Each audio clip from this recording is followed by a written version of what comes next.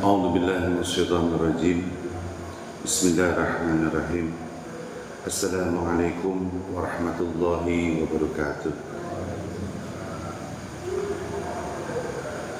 إن الحمد لله نحمده ونستعينه ونستغفره ونعوذ بالله من شرور أنفسنا ومن سيئات أعمالنا من يهد الله فهو المهتدي ومن يضلل فلا هادي له أشهد أن لا إله إلا الله وحده لا شريك له الملك القدوس السلام المؤمن المهيمن العزيز الجبار المتكبر سبحان الله عما يشركون وأشهد أن محمدا عبده ورسوله الذي لا نبي بعده اللهم صل وسلم وبارك على رسول الله سيدنا محمد وعلى آله وصحبه وبارك وسلم بسم الله الذي لا يضر مع اسمه شيء ولا في السماء وهو السميع العليم رضيت بالله ربا وبالإسلام دينا وبمحمد صلى الله عليه وسلم نبيا ورسولا لا إله إلا الله وحده لا شريك له له الملك وله الحمد وهو على كل شيء قدير سبحان الله وبحمده أستغفر الله وأتوب إليه.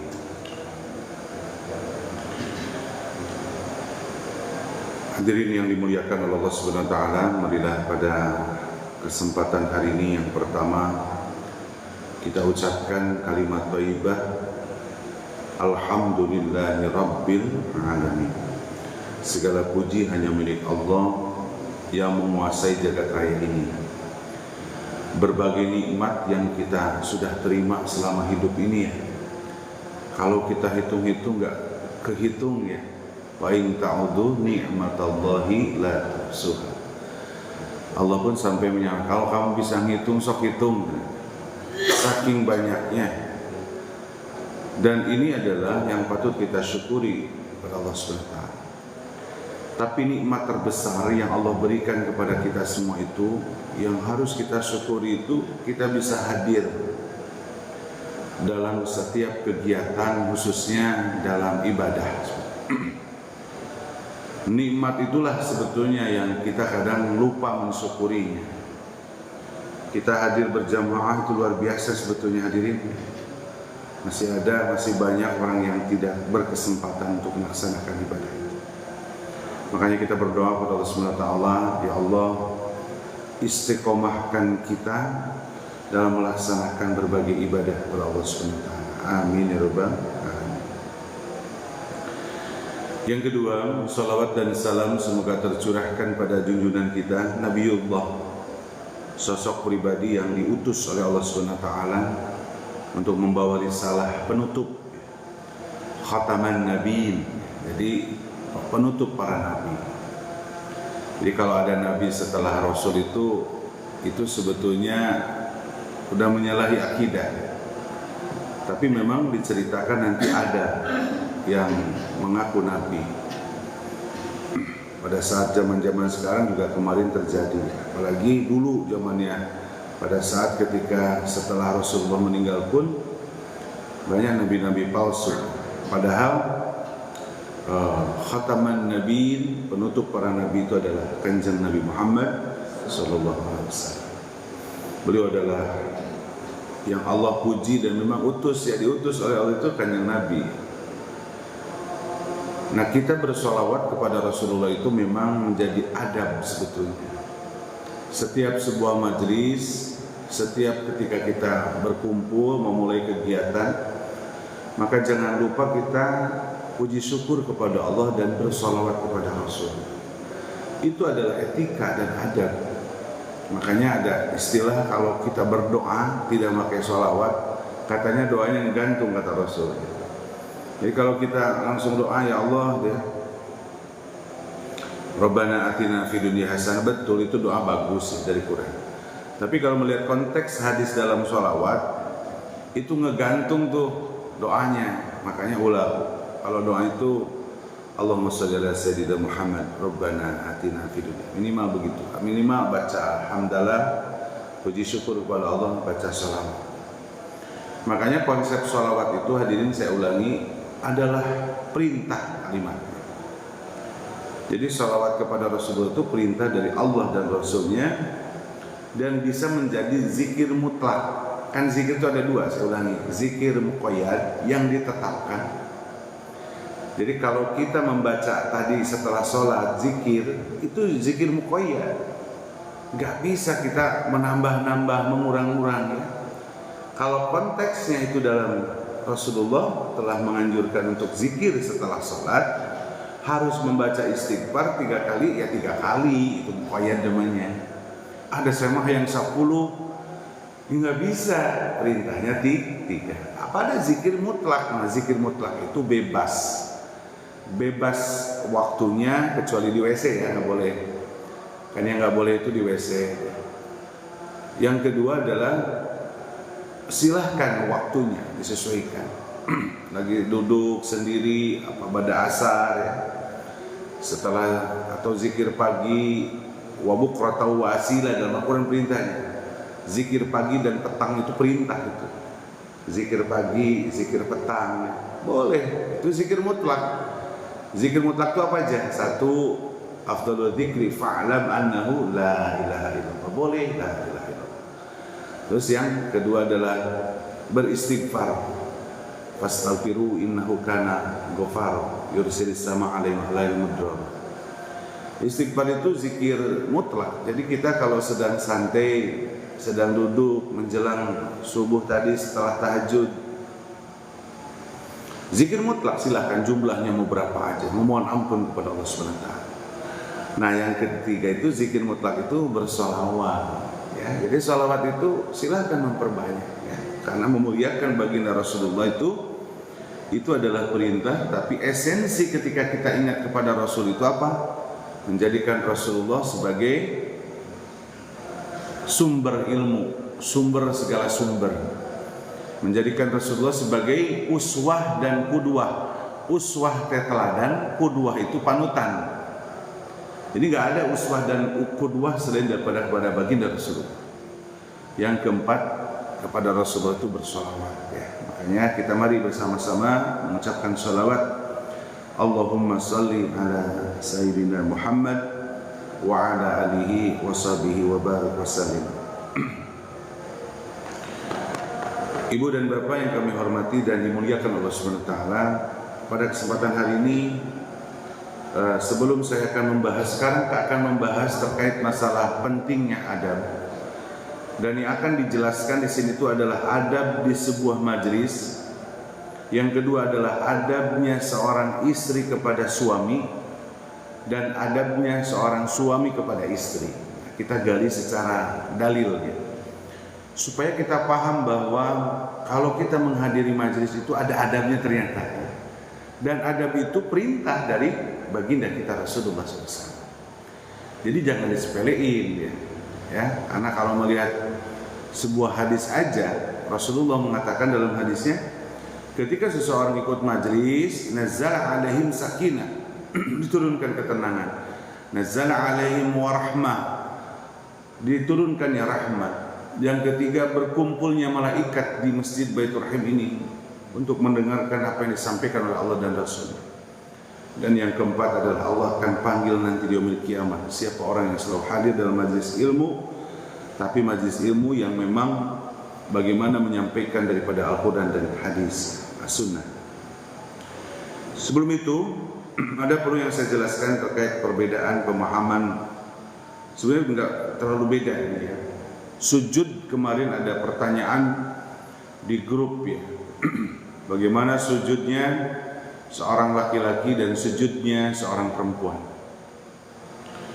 Kalau kita melihat bahwa bagi laki-laki itu ketika sujud ya udah jelas, anggota sujud itu ada berapa? Ada 7. 1 dahi, yang kedua adalah, jadi hidung itu bukan jadi anggota sujud. Jadi dahi, terus apa lagi? Kedua, telapak tangan. Jadi telapak tangan. Jadi ketika bicara hadis, telapak tangan udah sepakat, gak ada perbedaan. Sehingga tangan yang lainnya jangan menjadi anggota sujud. Makanya Rasulullah dalam hadis itu, jangan engkau sujud seperti anjing. Anjing itu kan gini ya, sujudnya. Jadi semua dari sikut sampai tangan itu kena ke tempat sujud atau ke lantai. Nah, makanya ini sepakat hadirin. Yang kedua adalah lutut, kedua lutut, dan satu lagi kaki jemarinya. Nah itu yang kita sepakati itu ya, terkait masalah masalah terkait masalah anggota.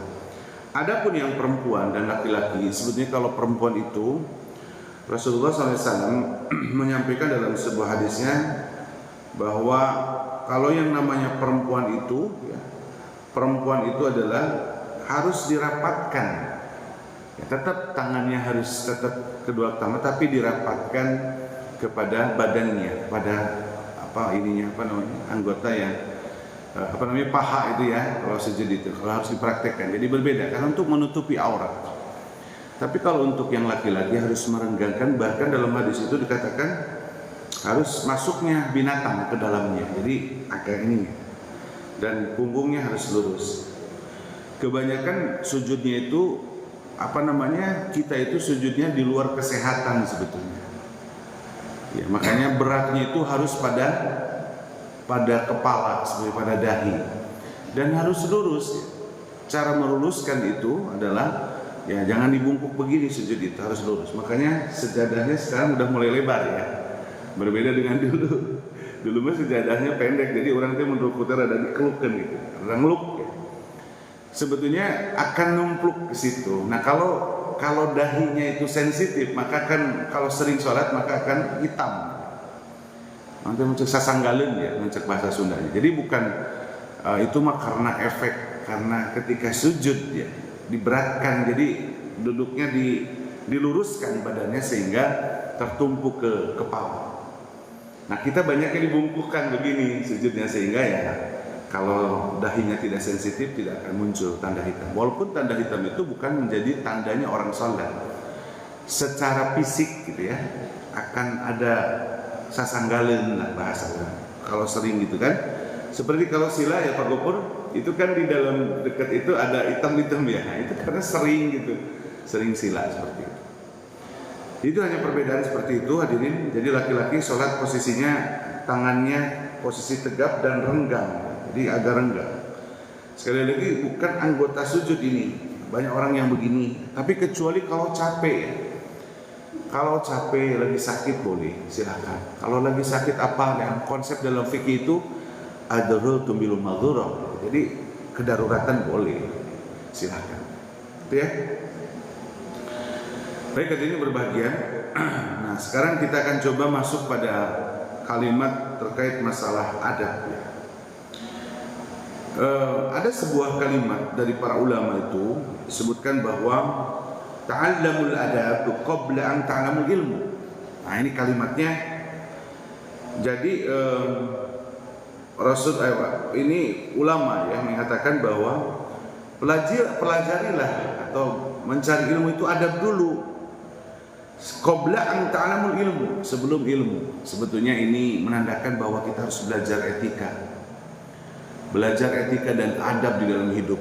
Saya pernah menyampaikan tahun 2 minggu ke belakang bahwa kita itu harus 3 sa ya. Saya sampaikan ini karena kalau 3 sa ini sudah memenuhi dalam diri kita itu sudah memenuhi daripada adab dalam Islam.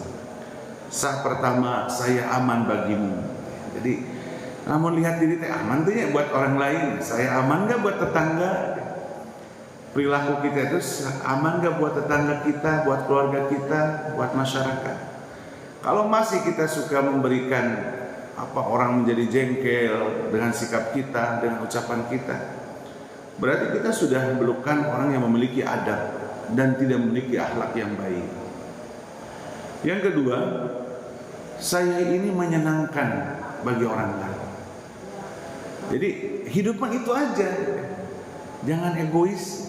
Senangkanlah orang tuamu, senangkanlah keluargamu, senangkanlah tetanggamu, senangkanlah teman kerja. Menyenangkan hidup ini.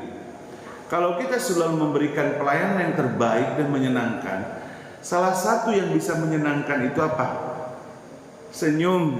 Betul ya Bu Haji? Bu Haji kalau senyum ke Bu Haji Bu Wito, enak ya. Kalau kata Muhammad Jabedut kan enak. Julid nggak enak. Terus yang ketiga, saya bermanfaat bagimu. Khairun nasi an afdhalin nas. Manusia itu harus bermanfaat. Saya mohon maaf, salah satunya saya hadir di kajian pagi Ahad itu adalah bagian untuk kebermanfaatan ilmu yang saya baca, yang saya pernah pelajari. Dan ketika mau gantian sebetulnya sudah ditawarin gitu ya. Ustaz Hendy sudah tawarin, cuma belum waktunya aja. Maaf ya, jadi saya mendominasi aja setiap minggu. Sebetulnya kalau ada silahkan. Nah gitu ya. Jadi ta'allamul adab qabla an ta'lamul ilmu. Memang si perintahnya ini ulama yang menyampaikan. Makanya selalu Ustaz Adi Hidayat aja dalam ceramahnya begitu kalimatnya. Ya harus belajar adab sebelum ilmu. Nah, sebetulnya itu kaidah sangat pentingnya adab-adab. Dan semua yang kita pelajari adab itu harus belajar, nggak bisa. Adab itu dari budaya. Boleh dari budaya, tapi kita juga yang menjadi sumber daripada kita melakukan itu harus dari Al-Quran dan hadis. Kan ada budaya Sundanya, jadi adab, jadi etika. Orang Sunda kan adabnya bagus. Seperti saya ada Cidehem. Di saya itu ada Cidehem. Cidehem itu sebuah mata air yang kalau secara fisik aneh. Makanya Cidehem itu kalau ngedehem burial. Silakan searching di Google Cidehem Panjalu. Di kampung saya, dekat rumah saya. burial kan aneh Bu ya.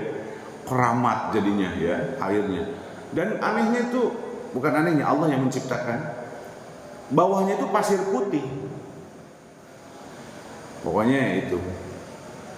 Nah, kan ada adabnya budaya di situ. Cek bahasa orang Sunda mah pamalinya gitu. Kade ulah dituaran belah dinya mah jeung aya nu ngicingan kan gitu. Supaya sarionan eta mah Bu Haji ya. Sehingga bagus tuh jadi alamnya itu jadi asri.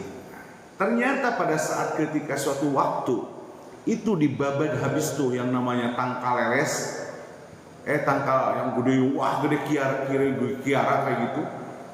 Akhirnya jadi gundul. Kata saya itu kan padahal seperti etika dan adab ya. Istilahnya budaya di kampung itu jangan dirusak. Akhirnya terjadi sekarang begitu, tapi airnya masih bagus. Orang kalau datang ke kampung saya ingin mandi di situ karena dingin sebetulnya mandi. Tidak ada hal-hal yang sifatnya khurafat ya. Jadi kalau mandi dirinya jadi dosanya hapus semua. Aku enak ya pakupur ya. Begitu tinggal mandi di dinya. Pernah ke mana? Ke guhanya Pamijahan Syekh Abdul Muhyi. Nah, Syekh Abdul Muhyi itu ada masuk kan terowongannya bisa berapa kilometer ya. Saya dulu waktu zaman di kampung nyantri ya selalu berkunjung berziarah kepada Syekh Abdul Muhyi. Nah, ada keterkaitan Syekh Abdul Muhyi itu dengan Cidehem itu. Kalau lihat di sejarah katanya saya juga.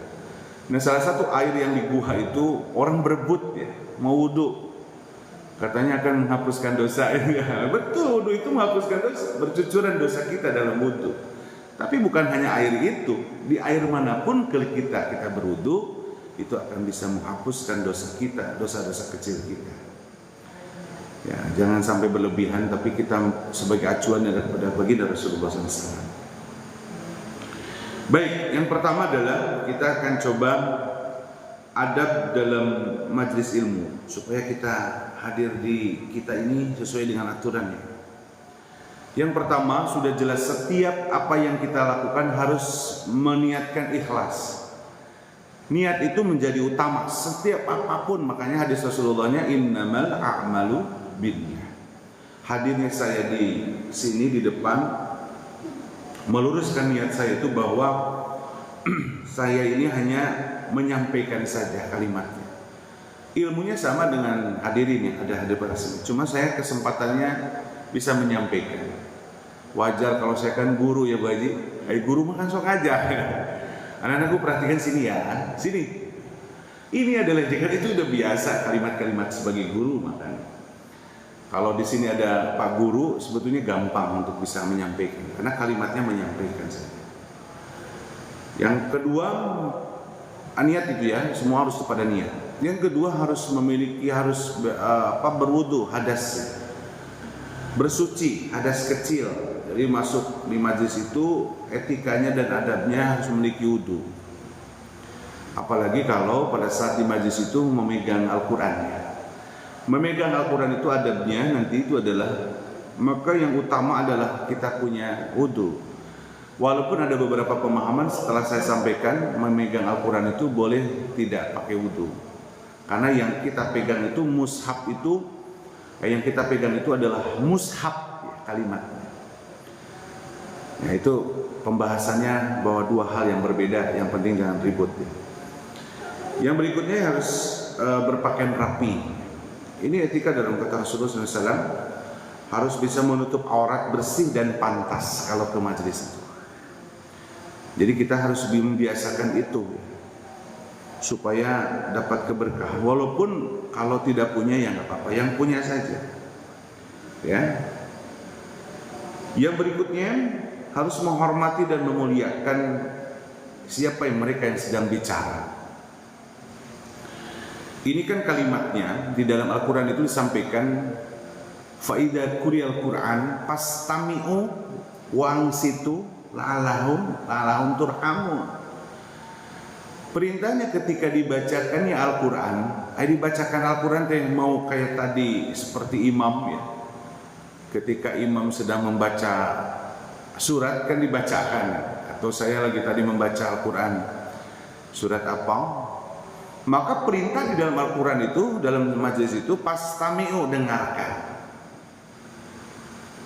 wa'ansitu, dan perhatikan. Makanya saya kalau hidup, coba lihat saya kalau hadir di majelis ilmu, saya pasti diam dan memperhatikan ustadz siapa yang sedang bicara. Walaupun saya tahu itu, tapi senang aja melihat. Karena memang adabnya begitu, Al-Quran itu yang memerintahkan. Jadi kalau mau ngobrol, mau tidak menghargai yang sedang bicara, mendingan gak usah hadir. Itu menjadi dosa nanti. Terus yang berikutnya adalah duduk dengan tenang dan tertib. Ada sebuah surat di dalam Al-Quran itu, ketika dalam sebuah majlis, idza ya ayyuhalladzina amanu idza qila lahum tafassahu fil majalisi fafsahu yafsahillahu lakum. Harus berlapang-lapang, tong pada desak-desak gitu. Saya kalau lagi kajian di anak-anak siswa, kalimatnya gini, anak-anakku silahkan duduk rapi, tidak ngobrol.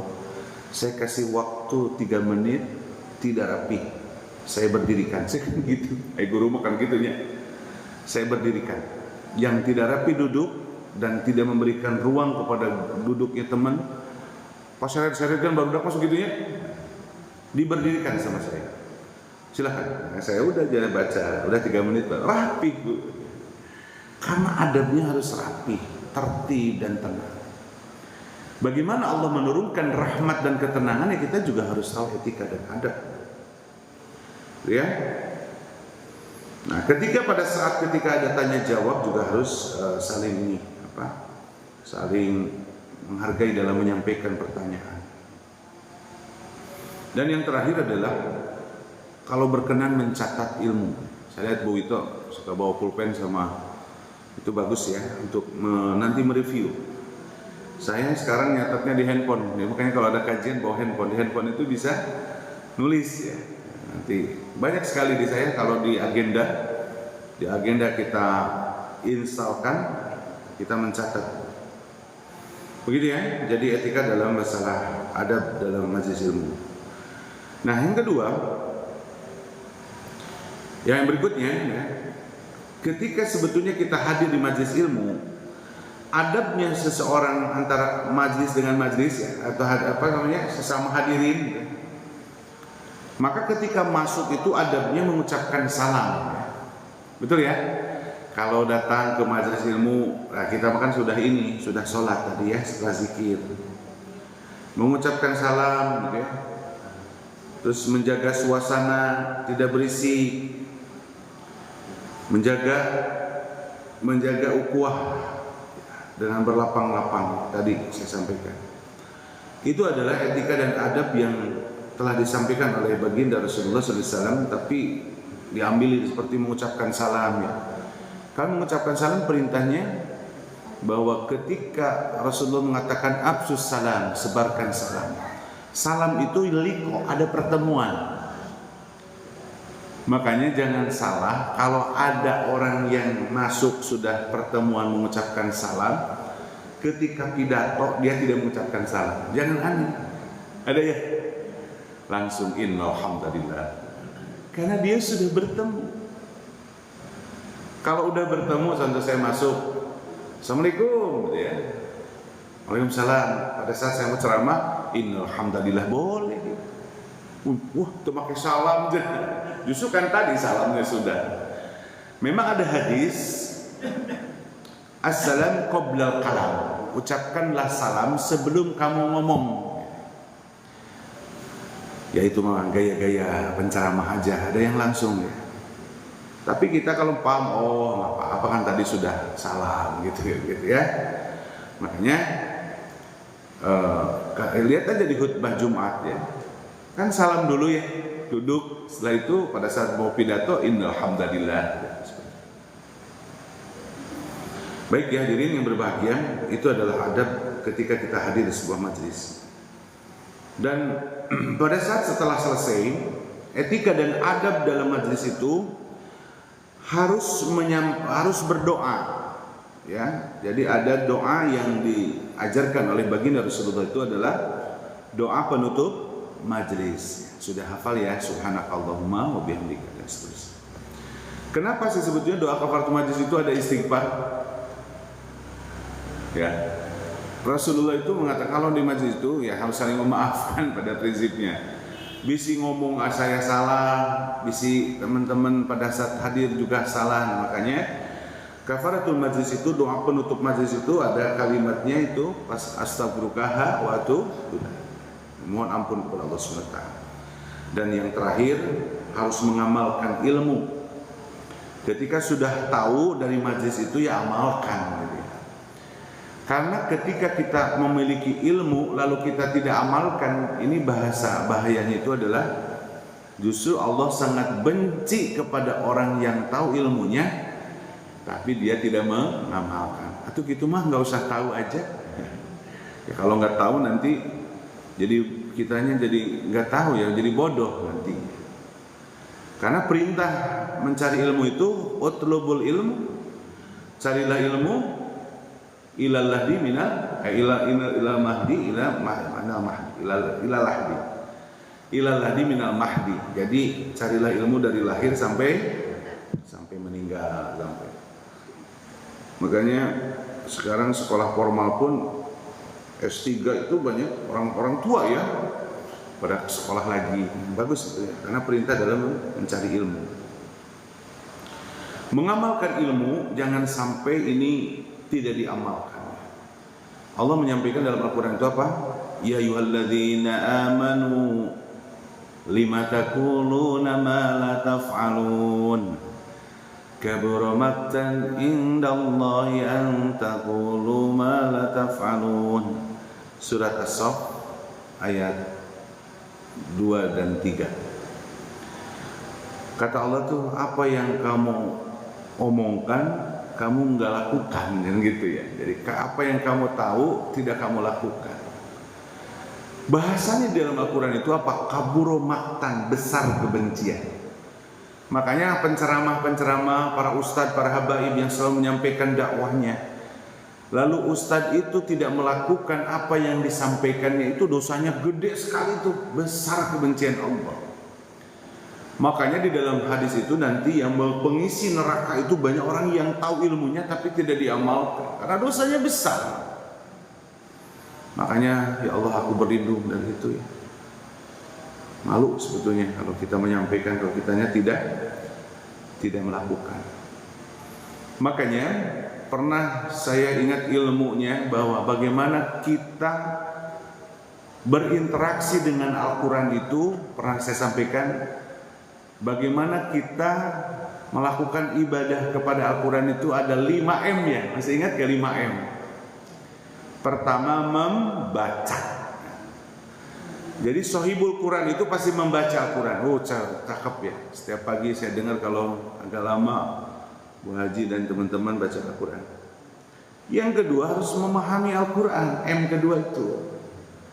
Banyak orang itu pada tahapan membaca, belum memahami. Nah, memahami itu harus punya guru. Sekarang tuh zamannya teknologi luar biasa. Ibu bapak kalau gunakan Chat GPT, kalau gunakan Gemini, gunakan Claudio, semua tinggal perintah. Perintah cek keluar. Gitu ya.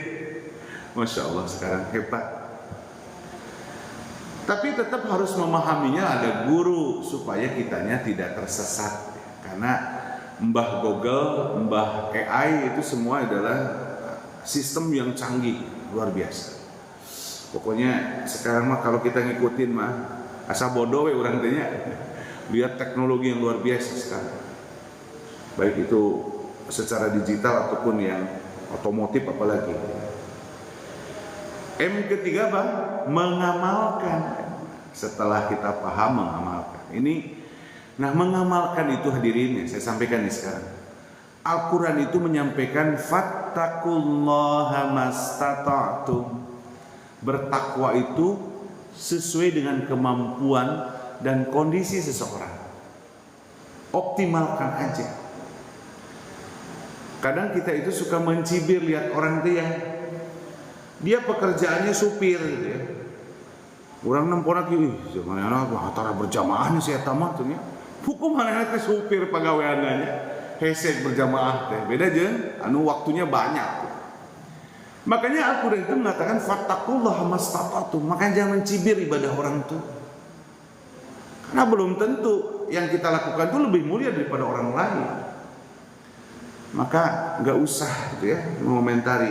Tapi dakwah boleh mengajak orang untuk berjamaah. Ada kalimat dalam kita itu suka begitu, merendahkan orang yang ibadahnya kurang hebat dengan kita. Padahal bisa saja yang rendah itu mulia di mata Allah SWT. Jangan ya, hati-hati karena Al-Quran itu benar gak sih? Coba kalau sama semua ibadah kan beda-beda pekerjaan. Ada orang yang kerja menjadi kuli bangunan. Apakah akan sama seperti pekerjaan sebagai guru? Ibadahnya akan berbeda. Sesuaikan kemampuannya. Tapi optimalkan dalam Al-Quran itu. Mengoptimalkan itu jangan nyepelein ibadahnya tetap. Semua sesuai dengan kemampuan. Gitu ya. Jadi harus diamalkan. M ketiga, M keempat apa? Setelah mengamalkan kita apa teh 5M teh? Mengajarkan. Khairukum man ta'allamul Qur'an mu'allam. Perintah. Yang terbaik di antara kamu itu sebagai guru dan siswa. Yang mengajar dan sebagai yang belajar. Itu hebat itu. Rasulullah sampai mengatakan khairukum, yang terbaik. Makanya Pak Gubernur kita Kang Deddy Mulyadi itu menyampaikan tahta yang paling tinggi di kastanya Prabu Siliwangi adalah guru. Gitu. Menteri itu di bawah guru. Memang menteri jabatan, tapi tahta yang paling tinggi, kasta yang paling tertinggi itu adalah seorang guru. Makanya guru ini harus dimuliakan. Suksesnya seorang siswa, memuliakanlah gurunya. Hebat ya. Ini Pak Kaden itu pakai ajaran Prabu Siliwangi, sebetulnya itu kalimatnya agama sebetulnya ya. Kalau kita terjemahkan dalam konteks agama. Lalu yang terakhir nih, yang jarang-jarang nih. Yang jarang-jarang itu adalah menghafal Quran itu ya. Jarang-jarang kita udah, apalagi udah usia seperti kita ya. Saya itu menghafal Quran itu beda bahala ke zaman ngora. Zaman kolot sekarang lagi, apalagi dengan kesibukan, waktunya sempit ya. Tapi perintah menghafal ada, hadirin yang bahagia. Karena kalau kita tidak hafal surat, Eta deui nu hafal teh nya keur salat teh. Komo mun keur nyalira lagi sendirian salat. Anu dibaca teh 30 nya. Saya juga suka gitu Bu Haji. Inna atoinakal kautsar fasholli li rabbika wanhar. Inna Allahu Akbar. Supaya cepat menghafal Quran. Kayak tadi saya baca surat Al-Fajr sebetulnya. Saya tadi menjelang pada saat sebelum ke masjid itu ya dengerin terus di handphone. Jadi telinganya terdengar supaya terhafal karena reviewnya harus murojaah itu perlu. Kalau kita murojaah itu tidak dilakukan dalam menghafal Quran, maka Quran itu akan lari dari kita. Makanya dalam surat Al-Waqi'ah sebenarnya gini kalimatnya. La yamassuhu illa mutahharun. Kan terjemahnya itu kalau kita lihat terjemah itu, janganlah kamu menyentuh Al-Quran kecuali kamu dalam keadaan suci. Ayat ini menjadikan ada beberapa pemahaman terkait bagaimana memegang Al-Quran. Karena ada perintah tidak boleh. Tapi ada satu pemahaman dari kalangan ulama menafsirkan kalimat Al-Quran itu kalimatnya tidak akan pernah menyentuh itu Al-Quran kecuali hati kita bersih. Makanya betahnya Al-Quran di seseorang itu ketika kitanya bersih. Kalau kita masih ada iri dengki, suka gibah, suka menjelekkan orang, hatinya kotor, Quran gak akan betah itu. Beneran. Kalau kita banyak maksiat kepada Allah, lalu kita sedang menghafal Al-Quran, maka Quran itu akan lari dari kita. Dia tidak akan betah dalam diri kita. Karena Quran itu betahnya dari orang-orang yang bersih. Makanya ketika kewajiban kita kepada Al-Quran itu menghafalnya, maka salah satu yang harus kita pertahankan harus bersih dari dosa. Kalau mau menghafal Quran bersih dari dosa, gampang menghafal Quran itu. Asal mau gitu ya. Makanya itu. Baik hadirin berbahagia, itu adab dalam ketika dalam majelis. Berikutnya yang akan kita sampaikan adalah adabnya seorang istri kepada suami. Yang pertama, Allah menyampaikan di dalam surat An-Nisa surat keempat ayat 34 bahwa yang pertama yang harus dilakukan oleh seorang istri, Bu Haji sabarnya, Bu Haji, Bu Ito, Bu Imran, nanti kebalikannya. Yang pertama harus taat kepada suami. Ketika Allah mengatakan, "Fassolihatu qanitatun hafidhatul lil ghaibi bima hafidhallah." Kalimatnya gitu. Jadi wanita yang salih, Allah menyampaikan itu adalah yang taat kepada Allah, yang memelihara diri kepada suaminya, dan Allah akan memelihara kepada istri wanita tersebut. Jadi ketetapannya harus taat kepada Allah dan Rasulnya, dan taat dan kepada suami yang memerintahkan yang baik. Jadi yang namanya seorang istri itu, bahkan dalam sebuah hadis itu Rasulullah mengatakan, istri itu silahkan sholatnya 5 waktu aja, nggak perlu tahajud, nggak perlu duha, nggak perlu sholat rawatib dia. Puasa wajib aja lakukan, zakat dan seterusnya, pokoknya kewajiban aja. Asal dia taat kepada suami, maka 8 pintu surga terbuka bagi seorang wanita salihah. Makanya kalau masih ada wanita yang mangkrak ya kepada perintah suaminya, tapi perintahnya harus baik ya, itu berarti sudah wanita salihah. Fassalihatu qanitatun, kalimat. Ya, itu Al-Quran menyampaikan kepada kita. Yang kedua, seorang istri itu harus menjaga kehormatan diri dan rumah tangga. Jadi seorang istri itu harus menjaga marwahnya rumah. Karena tihannya rumah tangga itu ada di istri. Jadi kalimatnya bukan berarti bahwa menjadi pemimpin, beda. Kalau laki-laki pemimpin di keluarga, Tapi kalau yang namanya tiang-tiang di rumah tangga itu adalah justru peran istri yang harus dikuatkan. Makanya banyak para ulama mengatakan, para ustadz dalam ceramahnya, rumah tangga itu akan beres kalau istrinya beres. Kan gitu kalimatnya. Kalau istrinya santun, sopan, maka keluarganya beres tuh, yang namanya sopan santun. Ini kan teori dari masalah adab. Kenapa anak kita tidak santun? Kenapa anak kita tidak lembut? Karena itu adalah istri yang tidak bisa membangun di rumah tangga itu. Kenapa tanggung jawabnya lelaki? Ini masalah dalam Islam ini. Makanya kenapa rumah tangga banyak yang kacau? Makanya kenapa anak banyak yang lari dari kemaksiatan, lari kepada kemaksiatan, itu karena istri sebetulnya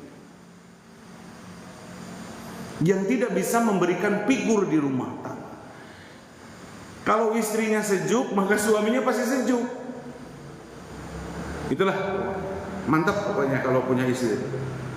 Ya, makanya terlihat sebetulnya dalam konteks dalam berumah tangga itu yang menjadi figur itu adalah di dalam istri.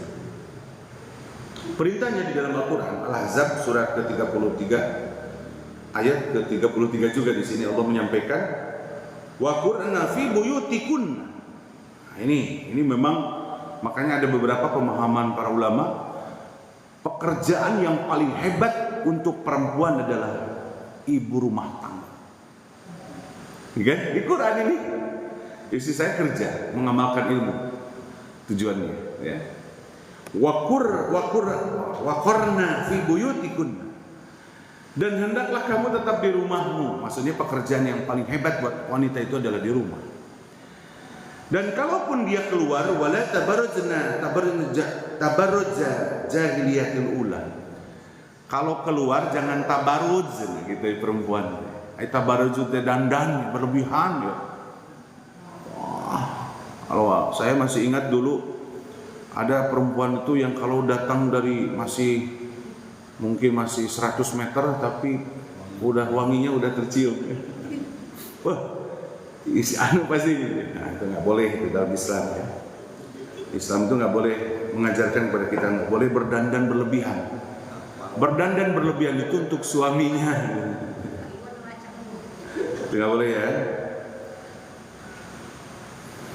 Nah berikutnya ini untuk tabarruj ini mohon maaf ya ini harus saya sampaikan karena Al-Quran. Jadi dalam surat Al-Ahzab itu Allah menyampaikan bahwa seorang wanita itu ketika keluar jangan berpenampilan berlebihan sehingga membuat orang menjadi perhatian. Nah berikutnya hadis Rasulullah dalam hadis riwayat Muslim, inna min asyrin nas, sesungguhnya yang paling buruk daripada manusia indallah di mata Allah itu manzilatan yaumil qiyamah, di yaumil qiyamah itu. Jadi kata Rasulullah, sesungguhnya manusia yang paling buruk kedudukannya di sisi Allah itu di hari kiamat ya, ketika seorang suami istri atau suami ini bahasanya dalam hadis ini menyebarkan aib kepada orang lain. Terutama bapak-bapak ya, hati-hati tuh kalau ngobrol ya. Dan ibu-ibu juga sama ya. Harus menjaga rahasia, menyebarkan aib di keluarga jangan. Apalagi kalau masalah hubungan, urusan hubungan suami istri itu nggak boleh. Makanya yang paling buruk kata Rasulullah SAW. Berikutnya, bahwa seorang istri itu harus berperilaku lemah lembut tadi ya, udah saya sampaikan. Kelemah lembutan di rumah tangga itu adalah tergantung daripada istri kalimatnya. Kalau istri kita tidak lemah lembut dan sopan, lihat coba suaminya, coba lihat anaknya, pasti begitu. Karena yang mempengaruhi cahayanya rumah tangga itu adalah bagaimana sikap seorang istri. Ini memang berat hadirin. Apalagi kalau kita nonton TikTok ya, Instagram. Semua opini di keluarga itu yang menjadi pemimpin adalah perempuan ya. Coba aja lihat TikTok. Kan bapak-bapak sering lihat TikTok, Instagram. Cerita-cerita suami istri itu, ya laki-laki itu pada takut kepada istri ya. Akhirnya kan begitu. Itu ya, jadi yang berbahagia. Makanya kalimatnya dalam surat An-Nisa, surat keempat ayat 19, Allah menyampaikan washiruhunna bil ma'ruf gitu ya. Bahwa kita itu kalau antara suami istri sebagai seorang istri itu di keluarga itu harus baik ya. Jadi jangan sampai kita itu berperilakunya tidak baik. Karena ketika kita baik di rumah seorang istri, maka akan mempengaruhi kepada yang lainnya. Itu aja kalimatnya. Kalau istri kita masih tidak memiliki adab kepada suami, jangan harap samawa, sakinah, mawaddah, warahmah. Yang namanya ketenangan, kasih sayang, itu hadir ketika Allah menyampaikan dalam surat Ar-Rum ayat 21 itu sebagai tanda kebesaran Allah itu adalah litaskunu ilaiha wa ja'ala bainakum mawaddah warahmah. Itu penentunya istri tuh. Kalau istrinya mulutnya kesana kemari mau samawa ya. Harus samawa itu adalah kuncinya di istri. Nah berikutnya mensyukuri nafkah suami. Jadi ini walaupun sedikit, istri itu harus bersyukur atas penghasilan nafkahnya seorang suami. Ini kebanyakan sekarang ini menikah itu mitsaqul ghalib, perjanjian agung. Tapi banyak berita-berita orang sudah menikah 4 tahun baru berjalan sudah bawa itu ya surat dari pengadilan agama. Dan tren kalau di TikTok itu seorang katanya kalau jadi janda itu lebih enak gitu ya, bebas ya. Lihatin surat itunya perceraian ya. Kenapa itu terjadi? Karena istri itu harus siap menerima nafkahnya seorang suami. Ya, makanya Allah menyampaikan dalam surat Surat At-Talaq ya kalau nggak salah. Bahwa Allah menyampaikan di dalam surat At-Talaq itu apabila seorang suami itu menikah lalu dia tidak penghasilannya tidak banyak, ya harus diterima dengan baik. Makanya spesial dari hadis Rasulullah terkait masalah wanita, ra'aitun nar, aku melihat seorang ra'aitun nar, saya melihat di neraka, kata Rasulullah pada saat ketika Rasulullah mi'raj. Faidah aksaru alihan nisa, kebanyakan perempuan, itu kan kalimat Rasul sebetulnya. Nanti di neraka lobana perempuan. Memang salah satu kenapa banyaknya pengisi neraka itu adalah perempuan, yakfurna, dia kufur terhadap nafkahnya suami, jadi tidak bersyukur banyaknya. Jadi bukan hanya sebagai berdandan, bukan. Dia tidak bersyukur kepada pemberian suami. Makanya Allah menyampaikan kalau tidak bersyukur atas nafkah itu ya sudah pasti berantakan. Apalagi kalau bicaranya selalu tergantung bagaimana penghasilan itu kan gitu ya. Penghasilan sebulan 10 juta, sikap istri bedanya. Penghasilan sebulan 5 juta beda kan? Nah, penghasilan sebulan suaminya 1 juta beda sikapnya di TikTok. Nah, itu ditonton ku perempuan-perempuan. Akhirnya kan jadi rekam digital di kepalanya. Nampo duit di suami ngan 1 juta, sikap orang kudu kieu ieu. Beda jeung 10 juta per bulan, apalagi 20 juta. Itu yang meracuni sebetulnya tontonan itu. Makanya perintah agama itu adalah mensyukuri apa yang diberikan oleh suami nafkahnya. Kalau suami nafkahnya per bulan 10 juta, tetap pelayanan terbaik. Berikan pelayanan terbaik. Sama ketika suami kita 1 juta. Jangan beda. Kalau kita masih beda, Bu, ya berarti kita masih urusan dunia, bukan surga. Makanya Rasulullah mengatakan banyak sekali pengisi neraka itu, salah satunya seorang perempuan tidak bisa menerima nafkahnya suami. Tapi pernah ada cerita teman saya begini, Saya mah, ini bukan gibah, saya nggak disebutin namanya, saya ngasih nafkah ke istri nggak diterima karena istri saya lebih besar penghasilannya. Udah beda ya.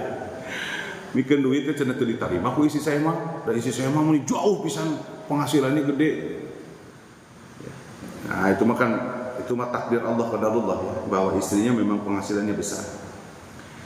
Tapi yang jelas ini yang menjadi kendala pada saat ketika seorang istri dia tidak bisa menerima nafkahnya suami ketika suaminya penghasilannya tidak besar. Ini yang akan memberikan nanti masuknya neraka. Jadi perempuan mah ke surganya gampang Bu Haji, kan nerakanya ini gampang.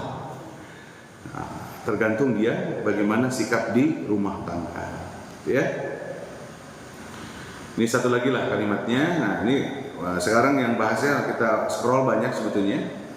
Jadi dalam surat Al-Baqarah, surat hadis At-Tirmidzi, At-Tahrim dan seterusnya itu adalah adab daripada seorang istri kepada suami. Tidak keluar rumah tanpa izin suami, ini jelas-jelas ya. Rasulullah mengatakan. Jadi jangan kalau keluar rumah itu harus izin istri. Pak, izin dulu ya mau ke sini. Itu adalah sebuah kewajiban. Nah, berikutnya yang terakhir, adab seorang suami dan istri. Yang pertama harus bersikap lembut dan penuh kasih. Jadi ketika Allah memerintahkan di dalam Al-Quran surat An-Nisa ayat 19, washiruhunna bil ma'ruf, perintahnya kepada seorang laki-laki bahwa kamu pergaulilah istrimu dengan ma'ruf, dengan baik. Maka kalimatnya itu adalah sikap seorang suami kepada istri itu harus betul-betul lembut dan penuh kasih sayang. Jadi namun ayah salaki nusok ngambek wae atau ngoburaung, tapi masih kena harus belajar. Kayak saya juga suka kadang tidak bisa menahan. Yang berikutnya seorang laki-laki nih percepat menafkahi keluarganya yang layak. Makanya saya kalau ke siswa itu menyampaikan kepada pihak laki-laki, kamu harus jadi lelaki itu menjadi petarung, kata saya. Petarung itu adalah dia banyak punya potensi menjadi orang-orang sukses. Jangan memblek laki-laki itu. Karena perintah dalam agama itu, nah, di dalam surat At-Talaq ayat 7 itu, perintah kepada seorang suami untuk memberi nafkah. Jadi ada perintahnya. Jadi liyunfiqu dzu sa'atan min sa'ati. Hendaklah seorang suami itu harus mampu memberikan nafkah kepada sesuai, tapi kalimatnya di sini menurut kemampuannya. Wa man qudira alaihi rizquhu falyunfiq. Kalau kamu nyari rezekinya saeutik, tetap kayak harus menafkahi. Tetap ya seorang suami mewajib menafkahi. Berikutnya bahwa perintah dalam kayak mencari tempat tinggal itu adalah seorang suami ya. Rasulullah banyak sekali perintahnya, pokoknya prinsipnya menafkahi. Lalu mengajarkan agama dan kebaikan. Ini pemimpin. Ketika masalah urusan sholat, ini satu aja, urusan sholat dalam surat apa lupa ya, cuma ayatnya tahu. A'udzubillahi minasyaitonirrajim. Wa'mur ahlaka bis-shalah. Perintahkanlah wahai laki-laki kepada keluargamu sholat. Jadi keluarga itu yang harus memerintahkan kepada keluarga kita yang pertama adalah sholat. Wastabir 'alaiha, kata Allah, tapi sabar. Makanya dalam mendidik anak itu harus pintar supaya tepat kita memberikan pelajaran agamanya. Makanya kan ada usia 0 sampai 7. Itu adalah masa usia emas sebetulnya, hadirin. Dulu saya masih ingat si Pajri ketika anak laki-laki masuk masjid. Saya suka ajak dan saya tidak pernah dia mengizinkan ke masjid kalau sayanya nggak ke masjid. Karena ada teori dalam bagaimana memberikan karakter kepada seorang anak pada usia-usia kecil itu. Kadang kalau dibebasin akhirnya kan rame kesana kemari. Itu potensi sebetulnya supaya kita, bagaimana anak kita menjadi ahli sholat. Kalimatnya adalah makanya seorang suami itu harus mengajarkan agama dan kebaikan. Makanya ketika kita nggak mampu, ya berikan kepada guru. Ya, kayak saya sibuk, anak saya suruh pesantren gitu ya. Nah, pemimpin itu harus begitu strateginya. Yang berikutnya terlalu kasar nggak boleh ya, hadirin. Harus memaafkan kekurangan istri, menjaga rahasia rumah tangga dan seterusnya. Jadi hadirin berbahagia, ada satu kalimat bahwa suami itu, kata Rasulullah SAW, siapa mereka yang terbaik di mata Allah SWT adalah mereka yang baik kepada keluarganya. Itu seorang istri. Makanya seorang suami itu akan teruji menjadi seorang pemimpin di rumah tangganya kalau dia bisa memberikan pelayanan yang terbaik kepada keluarga. Makanya jarang istri hebat menurut Islam, jarang menurut Islam suami itu juga jarang, karena pelayanan yang terbaik yang harus diberikan kepada keluarga kita. Makanya ayo bismillah, kita ini harus menjadi kapal kita itu berlabuhnya nanti ke tempat bersama. Kalimatnya di dalam surat yang pendek di juz 30 itu, maaf ini kalimatnya, a'udzubillahi minasyaitonirrajim, fa amma man utiya kitabahu biyamini fasawfa yuhasabu hisaban yasira wa yanqalibu ila ahlihi masrur. Kalau keluarga kita itu catatan amal solihnya mantap ya, banyak amal solih yang dilakukan di keluarga kita, maka apa kalimat Al-Qurannya? Allah akan mudahkan hisabnya, wa yanqalibu ila ahli masrur. Allah kumpulkan kembali nanti di surganya Allah. Jadi suami, istri, kakek, bapak dan seterusnya, cicit dan seterusnya kumpul nanti di sana, satu komplek di surga, dan itulah kebahagiaan yang kita akan dapat dari Allah SWT. Demikian bisa disampaikan pada kesempatan hari ini.